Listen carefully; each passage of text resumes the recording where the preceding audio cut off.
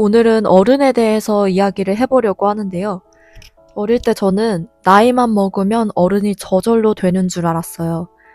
그런데 막상 나이를 이만큼 먹고 보니 절대 그게 아니라는 걸 너무나도 알게 되었죠. 저한테 어른에 대해서 생각하게 해준 게 나의 아저씨라는 드라마인데요. 그때까지만 해도 저는 어린 축에 속했어서 막연히 그 드라마를 보면 저 정도 나이를 먹으면 좋은 어른이 될 수 있구나 라는 생각을 갖게 되었어요. 저는 드라마를 볼 때 항상 기획 의도를 읽어보는 편인데요. 제가 지금 나의 아저씨라는 드라마의 기획 의도를 잠깐 읽어드리려고 합니다. 드라마 속 주인공 남자들은 전부 능력자다. 의사, 변호사, 사업가와 같은 선망의 직업을 갖고 있든가, 기억력, 추리력 같은 탁월한 지적 능력을 갖고 있든가, 아예 현실 세계의 어떤 구애도 받지 않는 외계에서 온 사람이든가, 어떤 식으로든 능력자다. 그런데 우리 주변에 실제 그런 능력자들이 있었던가?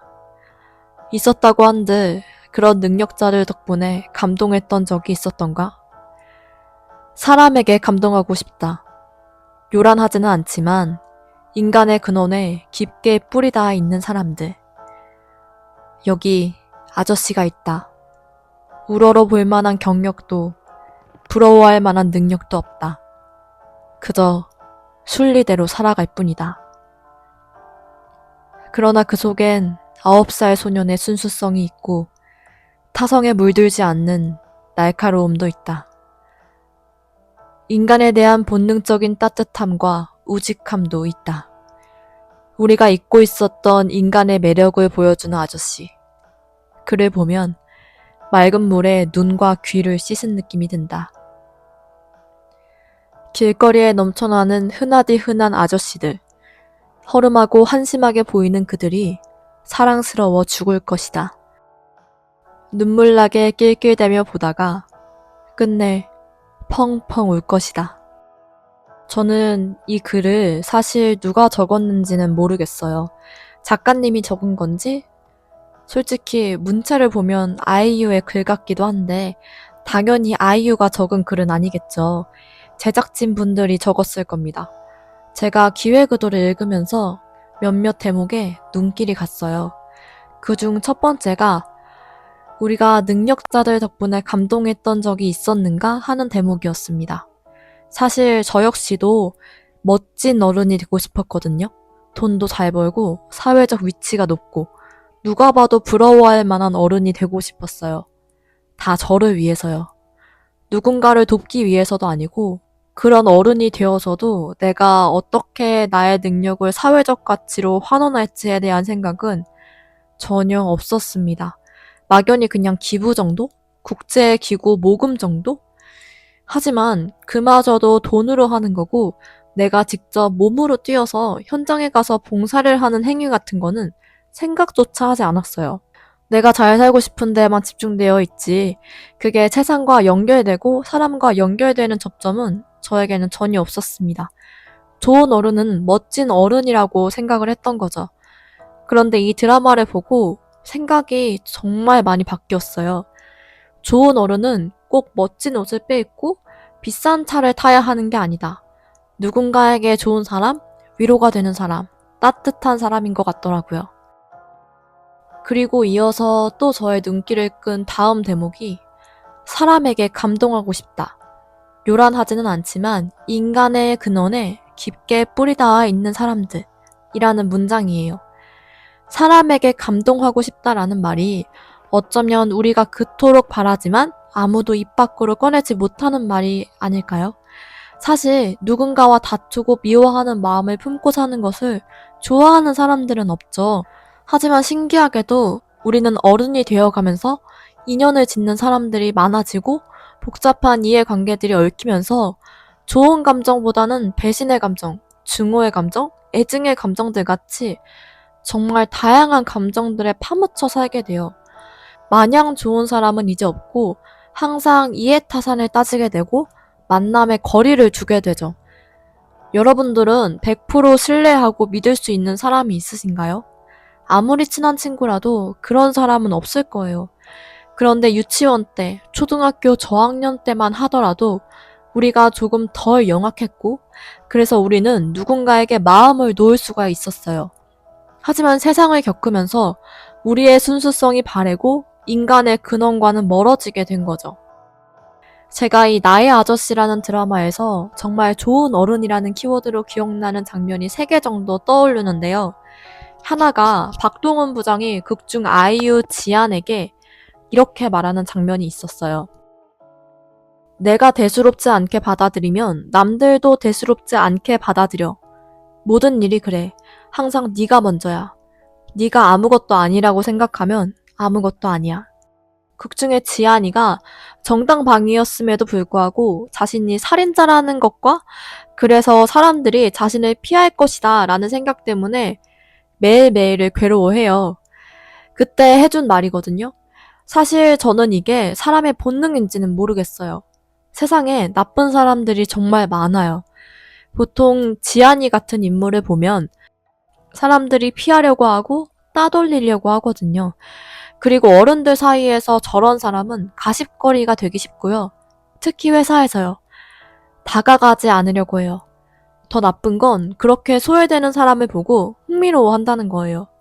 그래서 어느 조직을 가든 꼭 왕따라는 게 존재하는 거고 어른들 세계에서도 괴롭힘이라는 게 사라지지 않는 이유가 그렇습니다. 저는 이런 것들을 보면서 어쩌면 저런 게 사람의 본능인가? 저 사람들은 그저 본능에 충실할 뿐인 건가? 하고 생각이 들 정도였거든요. 그런데 그중 누군가가 한 사람을 감싸주기는 더더욱 힘들죠. 왜냐면 그렇게 되면 감싸주는 그 사람도 왕따가 될 확률이 정말 높거든요. 물론 드라마 속 캐릭터의 대사이지만 저는 저 대사를 종종 되새겨요. 힘들 때나 내가 감당이 안 돼서 마음 컨트롤이 어려울 때 저 대사를 꺼내보는 것만으로도 꽤 자신에게 설득이 되더라고요. 두 번째 장면이 회사 청문회 같은 장면인데요. 이제 회의실에서 회사 임원들이 있고 상석에 박동원 부장을 앉혀놓고 왜 이지한 같은 사람을 뽑았냐 라고 추궁을 하는 씬이 있어요. 여기서 이지한의 살인 전과가 이제 회사 사람들에게 다 공개가 되죠. 그런데 여기서 박동원 부장이 정말 대단한 변호를 합니다. 그것도 너무나도 당당해요. 내가 내 과거를 잊고 싶어 하는 만큼 다른 사람의 과거도 잊어주려고 하는 게 인간 아닙니까? 라고 말해요. 그랬더니 회사 임원이 또 이렇게 받아치죠. 여기 회사야. 그때 다시 이렇게 말하죠.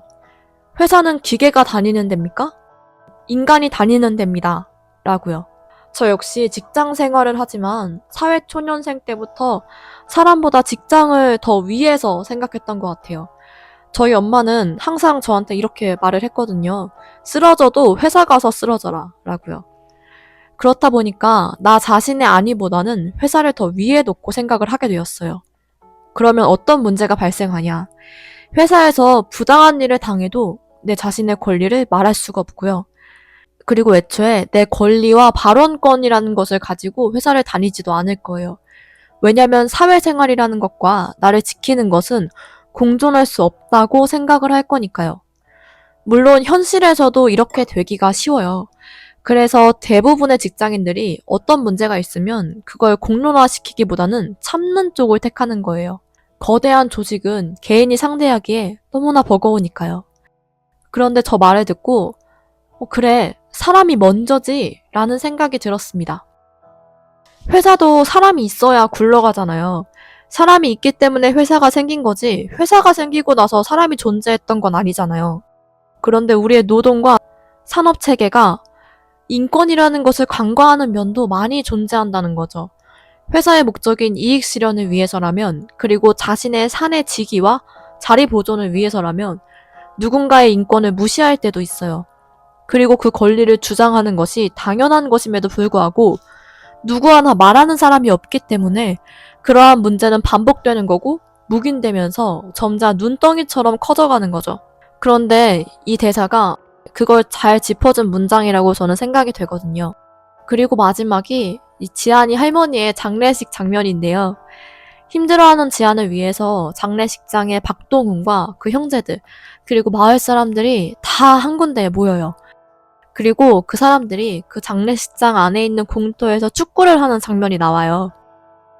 이 장례식이라는 침울한 분위기와는 대비되는 장면이고, 장례식이라는 어떠한 슬픈 이벤트에 마을 사람들 모두가 참가해 북적북적하게 해주거든요. 말 한마디 없는 장면이었지만 그 어떠한 위로의 말을 남기고 떠나는 것보다 저렇게 자리를 지켜주는 게 훨씬 더 고마운 일이라는 것을 이 장면을 보면서 깨달았던 기억이 있어요.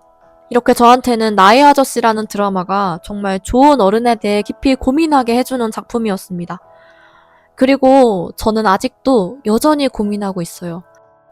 제가 지금 시점까지 내린 결론은 일단 진심을 담자예요. 그저 좋은 말만 해주고 위로의 말만 해주는 것보다는 그냥 아무 말 안 해도 진심이 전해지는 순간이 있잖아요. 누군가를 정말 진심으로 대하려고 해요. 가식적인 사람이 되지 않으려고 하는 거죠. 아닐 때는 아니라고 말하는 사람이 되려고 하고, 누군가 부당한 일을 겪고 있으면 그것이 부당하다라고 말을 해줄 수 있는 어른이 되고 싶어요. 그래서 그냥 누군가에게 나중에 기억이 될 때, 그래, 그때 그 사람 참 좋았지. 그래도 꽤 위로가 됐지. 라는 느낌으로 남았으면 좋겠어요.